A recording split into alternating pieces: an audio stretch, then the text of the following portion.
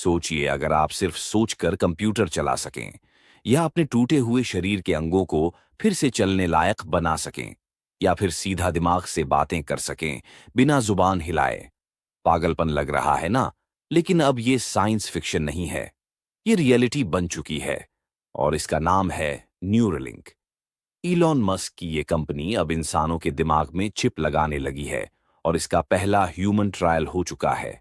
हाँ, आपने सही सुना, एक इंसान के दिमाग में न्यूरलिंक की चिप लग चुकी है। अब सवाल ये है, क्या ये तकनीक हमारी जिंदगी बदल देगा, या फिर ये किसी और खतरे की शुरुआत है? आज हम इस सवाल का जवाब ढूंढेंगे। हमें पता है ये आपके लिए थोड़ा कॉम्प्लिकेटेड हो सकता है, इसीलिए हम आपको न्यूरालिंक एक कहानी के तरीके समझने की कोशिश करते हैं, ताकि आप इस न्यूरालिंक की कहानी के जरिए इस चीज को अच्छे से अच्छे समझ सके और फ्यूचर से जुड़ सके। तो चलिए बिना किसी देरी के कहानी की शुरुआत करते हैं। पॉइंट एक, आखिर क्यों बना न्यूरालिंक? ये कहानी शुरू होती है साल 2016 में, जब एलन मस्क ने न्यूरालिंक की नींव रखी। मकसद बड़ा था, दिमाग और मशीन को सीधे जोड़ना, क्योंकि एआई तेजी से आगे बढ़ रहा था और मस्क को डर था कि कहीं इंसान पीछे ना रह जाए। अगर इंसान को एआई से मुकाबला करना है तो हमें सुपर ह्यूमन बनना होगा, ये एलन मस्क का कहना था। और यहीं से शुरू हुआ एक मिशन, ब्रेन मैचिंग इंटरफेस। मतलब कुछ सालों में हम कीबोर्ड से सोच में शिफ्ट कर जाएंगे। पॉइंट दो, न्यूरलिंक कैसे काम करता है?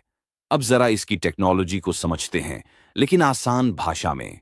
न्यूरलिंक एक बहुत ही पतली और लचीली वायर जैसी चिप है, जिसे ब्रेन में बहुत ही बारीकी से इम्प्लांट किया जाता है। इस चिप में करीब 1000 से ज्यादा इलेक्ट्रोड होते हैं, जो आपके न्यूरॉन्स यानी ब्रेन सिग्नल्स को पढ़ सकते हैं और फिर कंप्यूटर को भेज सकते हैं। मतलब अब आप अपने सोच से माउस मूव कर सकते हैं, स्क्रीन पर क्लिक कर सकते हैं, और सोचिए, जिनके हाथ पैर नहीं चलते वो लोग फिर से कंप्यूटर चला सकेंगे। क्या ये क्रांतिकारी नहीं है? लेकिन इन सब चीजों के बीच में आपका एक सवाल जरूर होगा, क्या ये इतना आसान है जितना सुनने में लग रहा है? ब्रेन सर्जरी, वो भी चिप के लिए? डर नहीं लगेगा? पॉइंट तीन, पहला इंसान ट्रायल जिसने इतिहास रच दिया।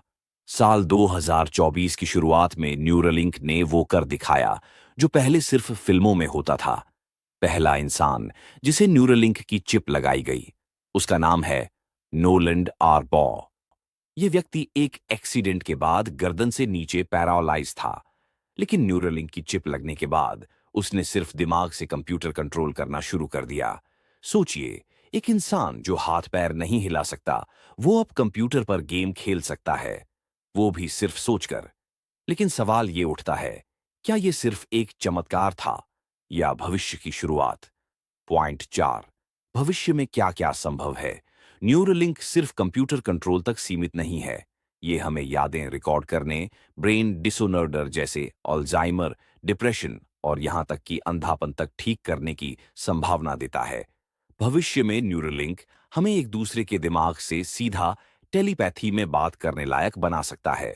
तो अब बॉयफ्रेंड गर्लफ्रेंड के झगड़े में क्या सोच रहे हो का जवाब चिप खुद दे देगी। पॉइंट पांच, एथिकल सवाल, क्या इसमें खतरा भी है? लेकिन जितना ये तकनीक रोमांचक है, उतनी ही डरावनी भी, क्योंकि बात दिमाग की है, हमारे विचारों की, यादों की, पहचान की। अगर एक कंपनी आपके ब्रेन सिग्नल्स को पढ़ सकती है, तो क्या वो आपके विचार भी बदल सकती है? क्या होगा अगर ये टेक्नोलॉजी गलत हाथों में चली गई? क्या ये इंसान को आजाद बनाएगा या उसे मशीन का गुलाम बना देगा? आज न्यूरलिंक अपने पहले ट्रायल के डेटा को एनालाइज कर रहा है, और अगर सब कुछ ठीक रहा तो अगले कुछ सालों में ये तकनीक आम लोगों के लिए भी आ सकती है।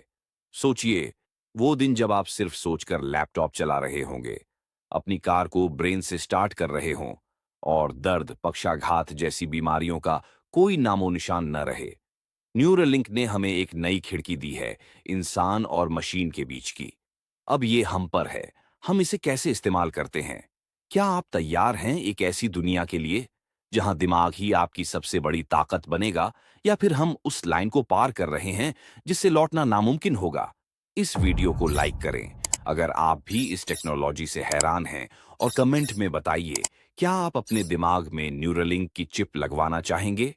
सब्सक्राइब जरूर कीजिए, क्योंकि अगली बार हम बात करेंगे उस तकनीक की जो इंसानों को कभी मरने नहीं देगी।